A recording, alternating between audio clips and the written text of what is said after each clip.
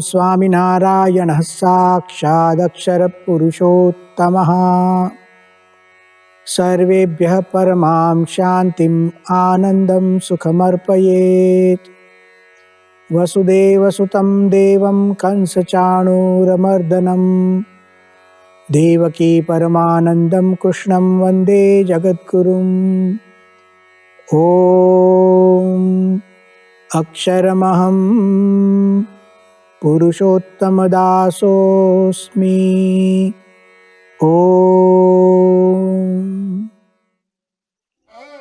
श्रीमद् भगवद गीता के प्रथम अध्याय के प्रथम श्लोक में धृतराष्ट्र जी की जिज्ञासा है युद्ध दर्शन की। द्वितीय श्लोक में संजय धृतराष्ट्र जी को कहते हैं कि दुर्योधन आचार्यम उपसंगम्य द्रोणाचार्य जी के पास जाते हैं। और तृतीय श्लोक में द्रोणाचार्य जी को दुर्योधन जो बात बताते हैं, खासकर पांडवों की सेना के विषय में, उसका वर्णन तृतीय श्लोक में हुआ। उसको पांडवों की सेना बड़ी दिखी, महतीम चमुम, उस पर हमने चिंतन किया। अब प्रथम अध्याय के चतुर्थ श्लोक से लेकर 11वें श्लोक तक दुर्योधन द्वारा दोनों सेनाओं का, पांडवों की सेना का और कौरवों की सेना का वर्णन किया गया है, जिसका गीता में उल्लेख किया गया है।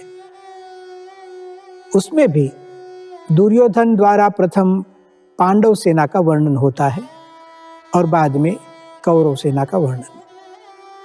आज हम दुर्योधन द्वारा जो दोनों सेनाओं का वर्णन है, उसके मूल शब्दों को जानेंगे और फिर उन शब्दों का आधार लेकर उसमें से हमें क्या समझने मिलता है, क्या बोध मिलता है, उसका विचार करेंगे। दुर्योधन ने कहा द्रोणाचार्य जी को, पश्य, आप देखिए पांडवों की सेना को, लेकिन फिर स्वयं ही पांडवों की सेना का वर्णन करते हैं।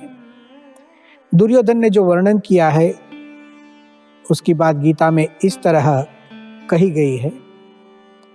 अत्र शूरा महेश्वासा भीमार्जुन समायुधि युयुधानो विराटश्च द्रुपदश्च महारथः दुष्टकेतुश्चेकितानः काशीराजश्च वीर्यवान् पुरुजित कुन्तिभोजश्च शैब्यश्च नरपुंगवः युधामन्युश्च विक्रांत उत्तमौजाश्च वीर्यवान् सौभद्रो द्रौपदेयाश्च सर्व एव महारथाः।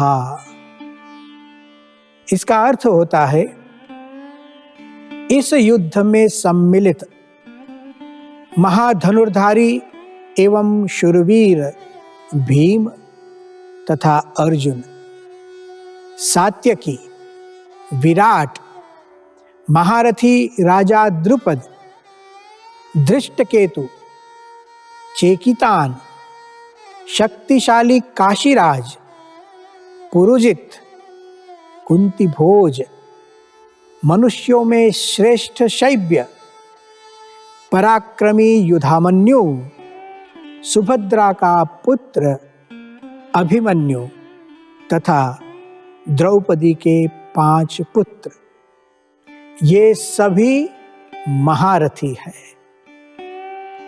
इस प्रकार पांडवों की सेना का वर्णन करने के पश्चात दुर्योधन कौरवों की सेना का भी वर्णन करता है। शब्द इस प्रकार है, अस्माकं तु विशिष्टाये तान निबोध द्विजोत्तम नायका मम सैन्यस्य संज्ञार्थं तान ब्रवीमि ते भवान भीष्मश्च कर्णश्च कृपश्च समितिञ्जयः अश्वत्थामा विकर्णश्च सौमदत्तिर्जयद्रथः अन्ये च बहवः शूरा मदर्थे त्यक्त जीविताः नाना शस्त्र प्रहरणाः सर्वे युद्ध युद्ध विशारदाः। इसका अर्थ होता है, हे विप्रवर्य, अब अपनी सेना में जो विशिष्ट योद्धा है उन्हें भी जान ले। मैं आपके समक्ष हमारे युद्धेच्छु सेना नायकों का वर्णन करता हूं। आप भीष्म, कर्ण, समर विजयी कृपाचार्य, अश्वत्थामा, विकर्ण तथा सौमदत्त का पुत्र भूरिश्रवा, इनके उपरांत मेरे लिए अपने प्राणों की आशा छोड़कर आए हुए अनेक युद्ध विशारद योद्धा विविध शस्त्रों से सुसज्जित हैं। इस प्रकार दोनों सेनाओं के वर्णन के पश्चात और कुछ दुर्योधन कहना चाहता है। दुर्योधन द्रोणाचार्य जी से कहता है, अपर्याप्तम तदस्माकं बलम भीष्माभिरक्षितम पर्याप्तम त्विदमेतेषां बलम भीमाभिरक्षितम अयनेषु च सर्वेषु यथा भागम अवस्थिताः भीष्मम एवाभिरक्षन्तु भवन्तः सर्व एव ही। इसका अर्थ होता है, भीष्म द्वारा अभिरक्षित अपना सैन्य बल अपर्याप्त है, जबकि भीम द्वारा अभिरक्षित पांडवों का सैन्य बल पर्याप्त है। अतः हे आचार्य, सर्वत्र युद्ध के विभिन्न भागों में नियुक्त आप सभी भीष्म की सर्व प्रकार से रक्षा करें। इस तरह चतुर्थ श्लोक से लेकर 11वें श्लोक तक दुर्योधन द्वारा उभय सेना का वर्णन। मैं आपसे अनुरोध करना चाहता हूं कि आप भी श्रीमद् भगवद गीता को लेकर इन सब वर्णनों को देखिए। संस्कृत श्लोक भी बहुत सुंदर हैं। आपको मूल ग्रंथ का ज्ञान हो, इसलिए मैं संस्कृत श्लोक भी पढ़ता हूं। अब देखिए इस वर्णन में विशेषता क्या है। सबसे पहले पांडवों की सेना का जो वर्णन है उसमें आपको दिखेगा कि जो महारथियों के नाम लेता है उसमें वर्णन अद्भुत है।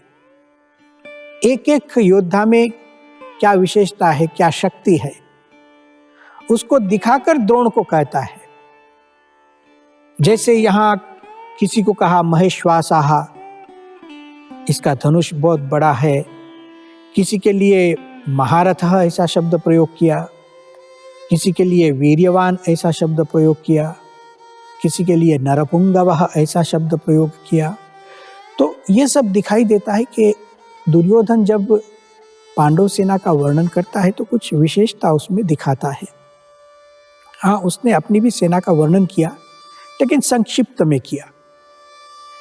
अब जब पांडवों की सेना को वह देखता है तो उस वर्णन में एक अंतिम शब्द बहुत महत्व रखता है, सर्वे एव महारथाः।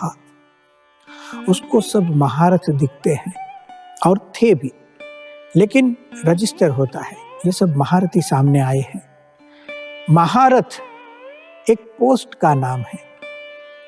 जैसे आज भी हम मिलिट्री में जाए तो अलग अलग प्रकार की पोस्ट होती हैं, उसी तरह से महारथ एक हमारी जो राजकीय युद्ध नीति, प्राचीन युद्ध नीति थी, उसमें एक पोस्ट का नाम था। महाभारत में महारथ किसको कहते हैं उसका लक्षण लिखा है। कोई महारथ होता है, कोई अर्धरथ होता है, कोई रथी होता है। वो अलग अलग प्रकार से जैसी उस योद्धा की क्षमता, उस प्रकार से उसको पोस्ट दी जाती थी। पांडव सेना के जो योद्धा यहाँ दुर्योधन ने गिनाए हैं, सर्वेव महारथाः, उसको महारथ दिखाई देते हैं। क्या है महारथ का लक्षण? महाभारत में लिखा गया लक्षण मैं आपको सुनाता हूं।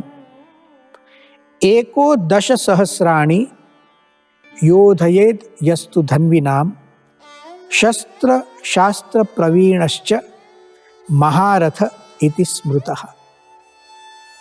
इसका अर्थ होता है जो योद्धा शस्त्र एवं शास्त्र की विद्या में विशारद हो तथा अकेला ही 10,000 धनुर्धारियों से युद्ध करने में समर्थ हो, वह महारथ कहलाता है। देखिए कितना परिपक्व मन है, कितनी परिपक्व बुद्धि है।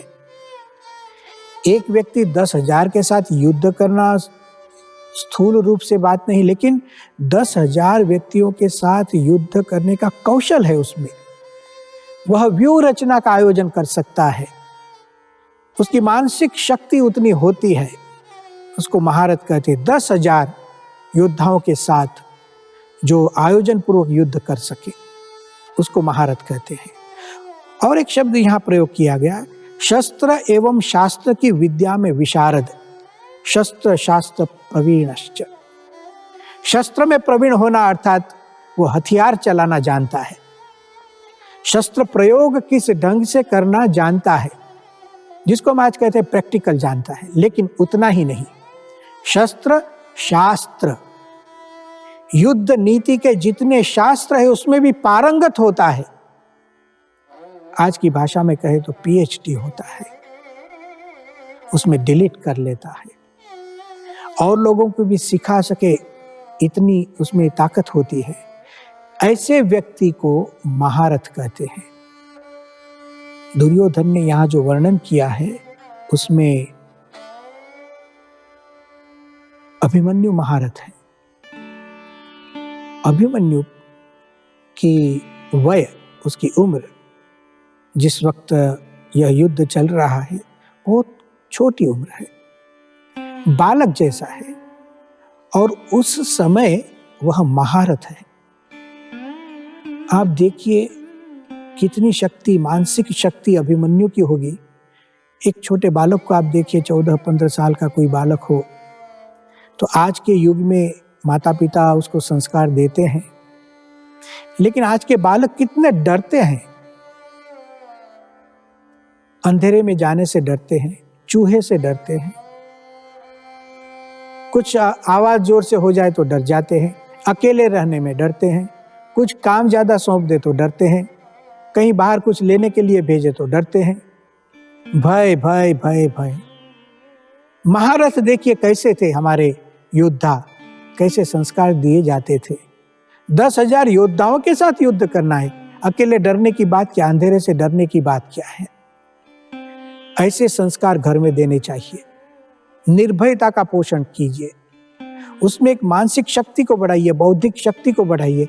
अपने जो बेटे और बेटियां हैं उनकी निर्णय शक्ति को बढ़ाइए, महारथ बनाइए अपने अपने क्षेत्र में महारथ। युद्ध तो आज हमें करना नहीं है, लेकिन एक जीवन संग्राम में तो युद्ध करना है, उसके महारथ तो हमें बनना ही है।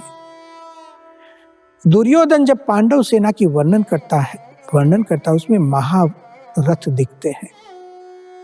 द्रौपदीयाश्च, द्रौपदी के 5 पुत्र उसको महारथ दिखाई देते हैं और थे। तो पहले विशेषता कि दुर्योधन द्वारा जो पांडव सेना का वर्णन होता है उसमें उनके शस्त्र अस्त्र इत्यादि का वर्णन के साथ निरूपण करता है। अब एक दूसरी बात है, यहाँ फिर से साइकोलॉजी की बात करते हैं। पहले ही मैंने कहा श्रीमद् भगवद गीता का प्रथम अध्याय अति रोमांचक है, और हम शब्दों का आधार लेकर मनोवृत्ति को पहचानने का प्रयत्न करते हैं। जो दुर्योधन द्वारा पांडव सेना का दर्शन हुआ उसमें आप भी देखिएगा गीता में प्रथम दर्शन किसका होता है, सबसे पहला नाम किसका है। शब्द ऐसे हैं, अत्र शूरा महेश्वासा भीमार्जुन समायुधि। भीम का प्रथम दर्शन होता है, वो भीम को पहले देखता है। श्रीमद् भगवद गीता के वचन अनुसार पहला उल्लेख भीम का। यहां हम थोड़ा सा चिंतन करें कि सबसे पहले भीम ही क्यों दिखा। पांडवों की सेना में तो बहुत सारे योद्धा हैं, स्वयं अर्जुन है, वो दूसरे नंबर पर नाम है उसका। भीम की बात करनी है कुछ। दुर्योधन और भीम बचपन से एक विशिष्ट संबंध है। समझो कभी बोलना हो जाता है, झगड़ा कर लेते हैं और कंप्लेन करना, कभी कभी तो बिना कारण कलह करना, क्लेश करना, बिना कारण। दोनों में एक स्पर्धा चलती थी बचपन से, आप महाभारत पढ़िए। और यहां पर भी उसको पहले भीम दिखता है, उसमें कारण क्या क्या हो सकता है उसका थोड़ा चिंतन करेंगे। खासकर आज युद्ध के मैदान में पहले भीम उसको याद आता है, पहले भीम दिखता है। उसका पहला कारण यह है, उसको मारने के लिए प्रतिज्ञा भीम ने की है, जो हमने पहले जाना। वो जानता है कि भीम एक बार प्रतिज्ञा करता है तो पूरी करता है। हाँ, कदाचित युधिष्ठिर ने कुछ निर्णय किया हो तो उसको आप समझाकर उस निर्णय को बदल सकते हैं। युधिष्ठिर धर्मभीरु है, धर्मनिष्ठ है, उसको धर्मराजा कहते हैं। उसके निर्णय को बदल सकते हैं हम, कुछ इमोशनल बात करके, कुछ अधर्म की बात करके। लेकिन भीम की प्रतिज्ञा को बदलना अशक्य जैसा है, वो दुर्योधन भी मानता है। और भीम ने दुर्योधन को मारने की प्रतिज्ञा की है। और दुर्योधन मानता है कि इसने प्रतिज्ञा की है, अवश्य मुझे मार देगा। यह जो भय है, यह भय ही उसको पांडव सेना में सबसे पहले भीम कहाँ है उसको ढूंढ लेता है। जिस व्यक्ति से हमें सबसे ज्यादा भय होता है, उस व्यक्ति को हम देखते रहते हैं, कहीं वो मुझे मार तो नहीं देगा। दुर्योधन का पहला पक्ष यह है।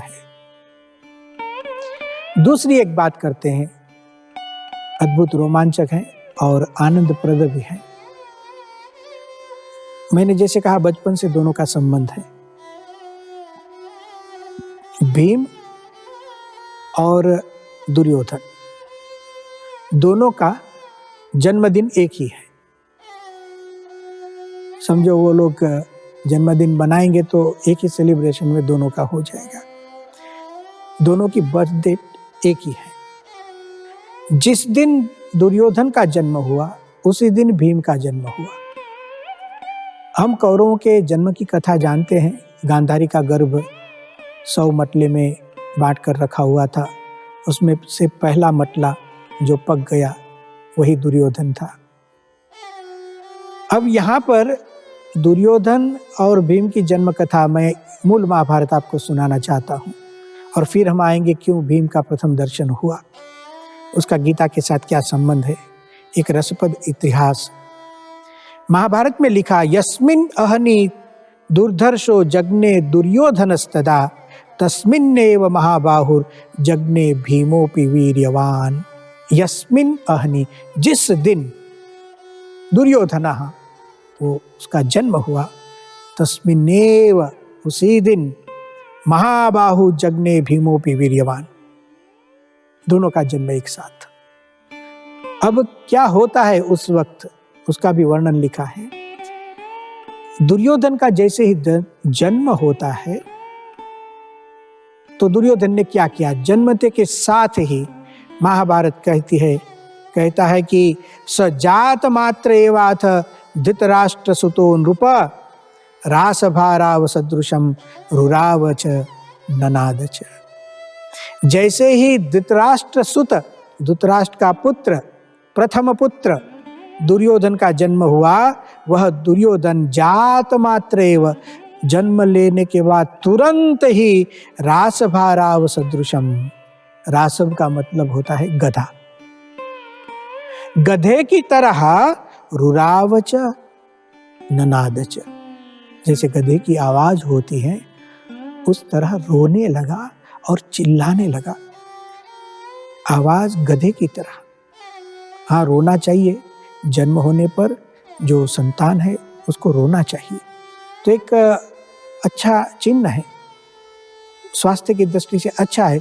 यदि बालक रोता नहीं है जन्म के बाद तो एक चिंता का विषय, रोना चाहिए लेकिन गधे के जैसे नहीं।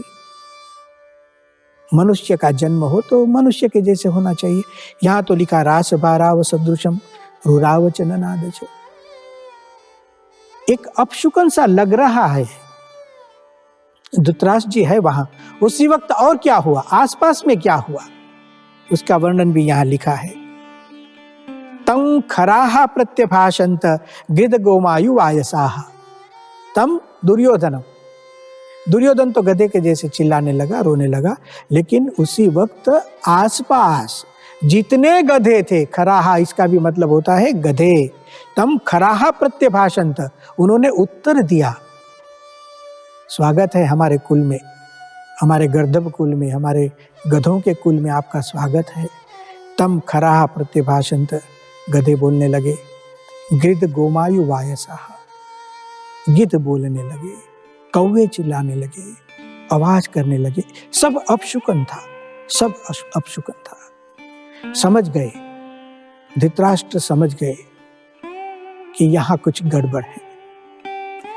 और उसी समय धृतराष्ट्र जी ने पंडितों को बुलाया, ज्योतिषियों को बुलाया, एक सभा की और आयोजन करके बताया कि इसकी कुंडली निकालिए, इसका भविष्य बताइए।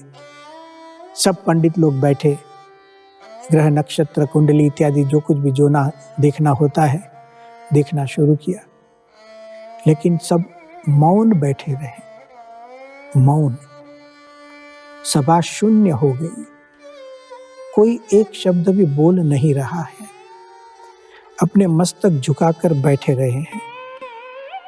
धृतराष्ट्र जी चिंतित है, समझ गए कुछ अनिष्ट है इस जातक में, इस बालक में कुछ अनिष्ट है। उन्होंने कहा, ज्योतिषियों को, पंडितों को कहा, हे पंडितों, हे ज्योतिषवर्य विद्वानों, मैं जानता हूं कि आप लोग मुझे क्यों कुछ नहीं कहते हैं। मैं जानता हूं आप इसलिए मुझे नहीं कहते हैं कि आप मन में सोच रहे हैं कि आप जो भी बात इस मेरे पुत्र के बारे में मुझे बताएंगे उसको सुनकर मैं दुखित हो जाऊंगा, ऐसा समझकर आप मुझे नहीं कहते हैं। लेकिन हे पंडित वर्य, आप कहेंगे तो अवश्य मैं कदाचित दुखी हो सकता हूं, लेकिन आप यदि मुझे नहीं कहेंगे तो मैं ज्यादा दुखी हो जाऊंगा। इसलिए कृपा करके मुझे बताइए, इस बालक के बारे में बताइए। किसी की हिम्मत नहीं होती है। और उस वक्त एक वरिष्ठ विद्वान, एक अनुभवी ज्ञाता खड़े होते हैं, जिनका नाम है विदुर जी। विदुर जी ने बहुत अच्छी सलाहें दी है। विदुर जी यहां कहते हैं, एषः दुर्योधनो राजा मधुपिंगल लोचनः न केवलम कुलस्यांतम क्षत्रियांतम करिष्यति। धृतराष्ट्र जी, मेरी जो आप मान सके तो यह जो दुर्योधन है वो केवल कुल का ही नहीं, कुल का तो नाश करेगा ही, लेकिन सब पूरे क्षत्रिय वंश का नाश करे, ऐसा है। एक पुत्र कम होगा तो चलेगा, कहां इशारा है देखिए। त्यजेत शतम एकोनम अप्यस्तु पुत्राणाम ते महीपते त्यज एनम एकम शांतिम चेत कुलस्य इच्छसि। यदि आप कुल की शांति चाहते हैं, इस एक को छोड़ दीजिए। और फिर कहते हैं, त्यजेद एकम कुलस्यार्थे ग्रामस्यार्थे कुलम त्यजेत ग्रामम जनपदस्यार्थे आत्मार्थम पृथ्वीम त्यजेत। आप यदि शांति चाहते हैं तो इस दुर्योधन को छोड़ दीजिए। दुर्योधन के जन्मदिन ही उसको मारने की बात होती है। मुझे पता नहीं भारतवर्ष में कितने लोगों के जन्मदिन पर ही उसके मारने की बात हुई होगी। बहुत रसप्रद बात है, और भी बहुत बातें हैं, इसके बाद के व्याख्यान में करेंगे।